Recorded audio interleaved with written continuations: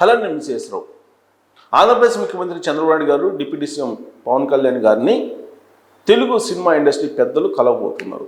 ఆదివారం సాయంత్రం 4 గంటలకు వాళ్ళని కలవడానికి ప్రయత్నాలు చేస్తూ ఉన్నారు. ఆ మేరకు షెడ్యూల్ ఫిక్స్ అయిందని చెప్పి కూడా తెలుస్తూ ఉంది.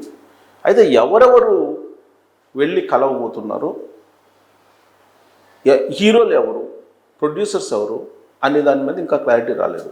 ఎందుకనంటే వైఎస్ఆర్ కాంగ్రెస్ పార్టీకి కొంతమంది మద్దతుగా ఉన్నారు, మరికొంతమంది తెలుగుదేశం పార్టీకి మద్దతుగా ఉన్నారు.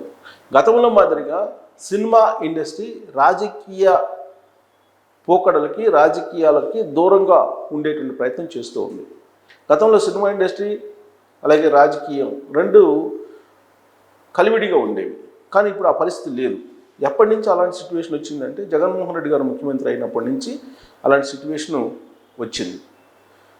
ఆయన ముఖ్యమంత్రి అయిన తర్వాత 2019లో సినిమా ఇండస్ట్రీకి సంబంధించినట్టు ఎవరు కూడా ఆయన కలవలేదు. దాని మీద కూడా అప్పట్లో రాద్ధాంతం జరిగింది. ముఖ్యమంత్రిగా జగన్మోహన్ రెడ్డి గారిని గుర్తించలేదా సినిమా ఇండస్ట్రీ, ఎందుకు కలవలేదు? సహజంగా ముఖ్యమంత్రిగా ఎవరైనా సరే బాధ్యతలు స్వీకరించిన తర్వాత కట్టెసిగా కలిసి అభినందనలు తెలుపుతారు కదా, మరి జగన్మోహన్ రెడ్డి గారిని ఎందుకు కలవలేదు అని ఒక సామాజిక కోణాన్ని కూడా పులిమారు సినిమా ఇండస్ట్రీ మీద.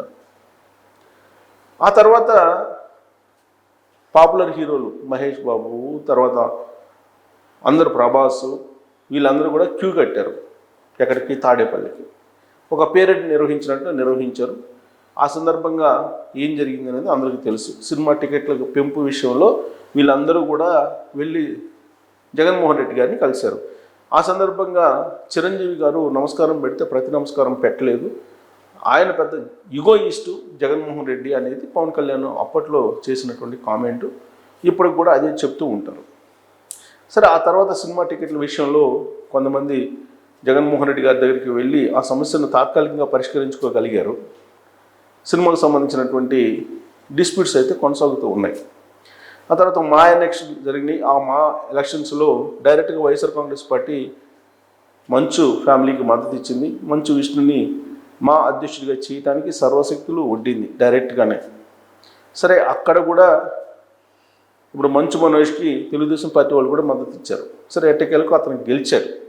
ఆ రోజున ప్రకాష్ రాజ్ పోటీ చేశారు వ్యతిరేకంగా. అతను స్థానికేతరుడు అనేటువంటి ఉద్దేశంతో సినిమా ఇండస్ట్రీ ఎక్కువ మంది మంచు విష్ణుకి మొగ్గు చూపి మా అధ్యక్షుడిగా గెలిపించారు. ఇవన్నీ కూడా టాలీవుడ్లో రీసెంట్గా ఒక 5 సంవత్సరాల నుంచి జరిగినటువంటి పరిణామాలు. ఇప్పుడు లేటెస్ట్గా తెలంగాణలో ముఖ్యమంత్రిగా కాంగ్రెస్ పార్టీ తరఫు నుంచి రేవంత్ రెడ్డి గారు, ఆంధ్రప్రదేశ్లో 4వసారి ముఖ్యమంత్రిగా చంద్రబాబు నాయుడు గారు బాధ్యతలు స్వీకరించారు. అయినప్పటికీ సినిమా ఇండస్ట్రీ అటు రేవంత్ రెడ్డి గారిని కలిసి అభినందనలు తెలపడానికి కానీ, చంద్రబాబు నాయుడు గారిని కలిసి అభినందనలు తెలపడానికి కానీ వెళ్ళలేదు. 1 ఇయర్ పూర్తి చేసుకుంది ఆంధ్రప్రదేశ్ ప్రభుత్వం. 12వ తారీఖు 1 ఇయర్ అయిపోయింది. కానీ సినిమా పెద్దలు మాత్రం కలవలేదు. పైగా ఒక సంక్షోభాన్ని క్రియేట్ చేసిన ప్రయత్నం చేశారు థియేటర్ల కోణంలో. పవన్ కళ్యాణ్ గారి సినిమా హరిహర వీరమల్లు రిలీజ్కి సిద్ధంగా ఉంది అని చెప్పి అనగానే, రిలీజ్ డేట్ ప్రకటించగానే థియేటర్లకు సంబంధించినటువంటి వివాదాన్ని తెర మీదకి తీసుకొచ్చారు. దీని వెనుక కుట్ర ఉంది అనేటువంటి విషయాన్ని పవన్ కళ్యాణ్ గారు గ్రహించారు. గ్రహించి ఎవరైతే కుట్ర చేస్తున్నారో వాళ్ళని బాధ్యుల్ని చేయాలి అనేటువంటి యాంగిల్లో కూడా ఆయన మాట్లాడారు. వాస్తవంగా థియేటర్లు అనేది ఆ 4 కుటుంబాల దగ్గర మాత్రమే ఉన్నాయనేది అందరికీ తెలుసు. సినిమా ఇండస్ట్రీలో ఆ 4 కుటుంబాల్లో ఏమున్నాయి? అల్లు ఫ్యామిలీ, దిల్ రాజు, అలాగే దగ్గుబాటి సురేష్ వాళ్ళ ఫ్యామిలీ, దాసరి. సరే, ఇప్పుడు దాసరి గారు లేరు. మరి ఈ సంక్షోభం ఆ 4 క్రియేట్ చేశారా అంటే, ఆ 4 సంబంధించినటువంటి ఫాలోయర్స్ కొంతమంది క్రియేట్ చేశారు అనేది టాలీవుడ్లో బాగా చర్చ జరిగింది. వాస్తవంగా ఈ మధ్యకాలంలో జరిగినటువంటి పరిణామాలను మనం గుర్తు చేసుకుంటే, అల్లు అర్జున్ని అరెస్ట్ చేశారు పుష్ప 2 రిలీజ్ సందర్భంగా తెలంగాణలో. అలాగే 2000 ఎన్నికలకు ముందు వైఎస్ఆర్ కాంగ్రెస్ పార్టీ తరఫున అల్లు అర్జున్ పోయి ప్రచారం చేశారు కర్నూలులో. సో కాబట్టి తెలుగుదేశం పార్టీకి అల్లు ఫ్యామిలీ వ్యతిరేకము అనేటువంటి ఒక భావన వెళ్ళిపోయింది. Allu family, mega family different అనేది టాలీవుడ్లో చాలా కాలంగా వినిపిస్తూ ఉంది. దానికి సంబంధించి కొన్ని ఇన్సిడెంట్స్ రావడం, కొన్ని వ్యాఖ్యలు రావడం ఇవన్నీ కూడా మనం ఎప్పటికప్పుడు విశ్లేషించుకుంటున్నాం. అల్లు అర్జున్ చేసినటువంటి వ్యాఖ్యలు ఇవన్నీ కూడా అప్పుడప్పుడు నాగబాబు గారు చేస్తున్నటువంటి వ్యాఖ్యలు అయినప్పటికీ ఆ రెండు కాంపౌండ్స్ సంబంధించిన హీరోలు ఒకటే అనేది కూడా కొంతమంది చెప్తూ ఉంటారు. ఇదంతా కేవలం మార్కెటింగ్ స్ట్రాటజీ అని కూడా చెప్తూ ఉంటారు.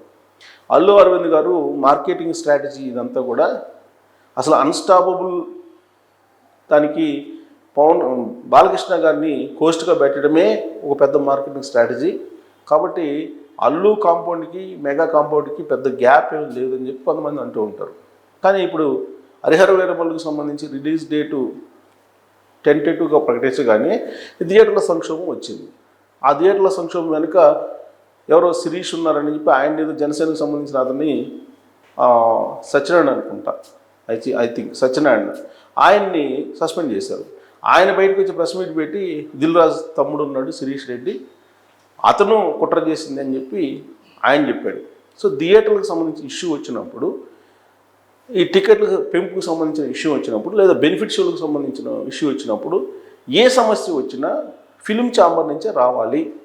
మీరు టికెట్లు పెంచుకోవాలన్నా, బెనిఫిట్ షోలు కావాలన్నా ఫిలిం ఛాంబర్కి దరఖాస్తు చేసుకుంటే అక్కడ స్క్రూటినీ చేసిన తర్వాత అది ప్రభుత్వానికి ఫార్వర్డ్ చేస్తే అప్పుడు ఓకే చేస్తాము అని చెప్పి ఒక కండిషన్ పెట్టారు పవన్ కళ్యాణ్ గారు.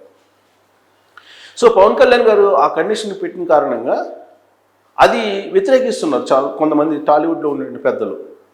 అసలు ఫిలిం ఛాంబర్కి అప్లై చేసుకోవటం ఏంటి, స్క్రూటినీ చేయటం ఏంటి, స్క్రూటినీ చేసిన ప్రభుత్వానికి పంపించడం ఏంటి, ఇంతకుముందు ఫోన్ చేస్తే టికెట్లు పెంచుకునే అవకాశం వచ్చేది, బెనిఫిట్ షోలు వేసుకునేటువంటి అవకాశం వచ్చేది.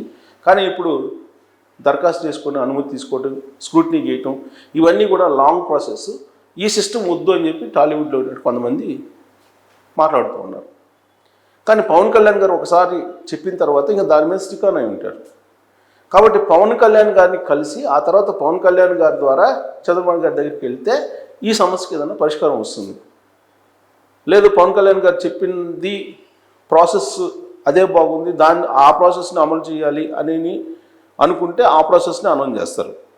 సరే ఏదైనా సరే సినిమా ఇండస్ట్రీకి సంబంధించిన అనేక సమస్యలు ఉన్నాయి. ఈ సమస్యలన్నింటినీ మాట్లాడటానికి చంద్రబాబు గారిని కలవాలి త్రూ పవన్ కళ్యాణ్ గారు. కానీ జూనియర్ ఎన్టీఆర్ వస్తారా అనేటువంటిది ఒక చర్చ నడుస్తుంది. ఎందుకంటే తెలుగుదేశం పార్టీ అనగానే జూనియర్ ఎన్టీఆర్ పేరు వస్తుంది.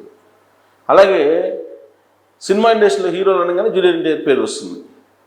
కాబట్టి జూనియర్ ఎన్టీఆర్ వస్తారా, జూనియర్ ఎన్టీఆర్ ఆదివారం రోజు 4 గంటలకి సినిమా ప్రముఖులతో కలిసి చంద్రబాబు గారి ఇంటికి వెళ్తారా అనేటువంటి ఒక చర్చ ఇప్పుడు బాగా నడుస్తూ ఉంది.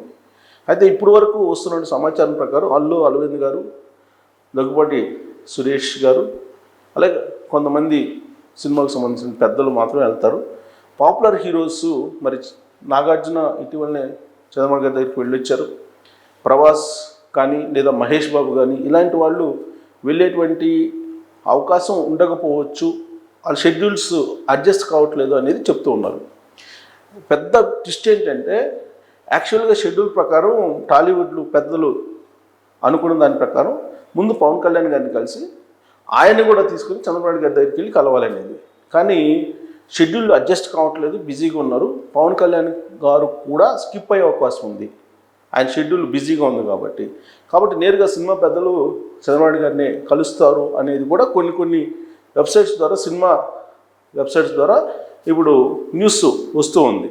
మరి పవన్ కళ్యాణ్ గారు కనుక ఒకవేళ స్కిప్ అయిపోతే పవన్ కళ్యాణ్ గారు ఏం చెప్పారు, ఫిల్మ్ ఛాంబర్ ద్వారానే టికెట్ల పెంపు కానీ ఇతర సమస్యలు కానీ రావాలి, అప్పుడే పరిశీలిస్తుంది ప్రభుత్వం అని చెప్పారు కదా. అలా కాదు, ఫోన్ కాల్ తోటి మన సమస్యల పరిష్కారం కావాలని చెప్పి కొంతమంది అంటున్నారు కదా. దీనికి క్లారిటీ రావాలంటే పవన్ కళ్యాణ్ గారు ఉండాలి. కానీ పవన్ కళ్యాణ్ గారు ఉండరు, ఆయన షెడ్యూల్ అడ్జస్ట్ కావట్లేదు అనేది కూడా వినిపిస్తుంది. మరి ఎవరెవరు కలుస్తారు, ఎలాంటి అంశాలు చంద్రబాబు గారి దృష్టికి తీసుకెళ్తారు సినిమా పెద్దలు, జూనియర్ ఎన్టీఆర్ వస్తారా రారా, ఇలాంటివన్నీ కూడా ఇప్పుడు చర్చ జరుగుతుంది.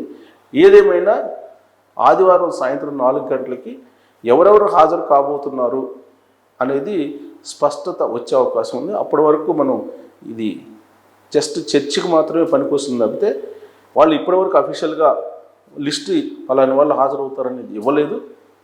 వాళ్ళు ఇచ్చిన తర్వాత మరొక వీడియో ఖచ్చితంగా మీకు ప్రజెంట్ చేసేటువంటి ప్రయత్నం చేస్తాను. ఇప్పటివరకు అయితే పవన్ కళ్యాణ్ గారు కూడా స్కిప్ అయ్యే అవకాశం ఉందని అంటున్నారు.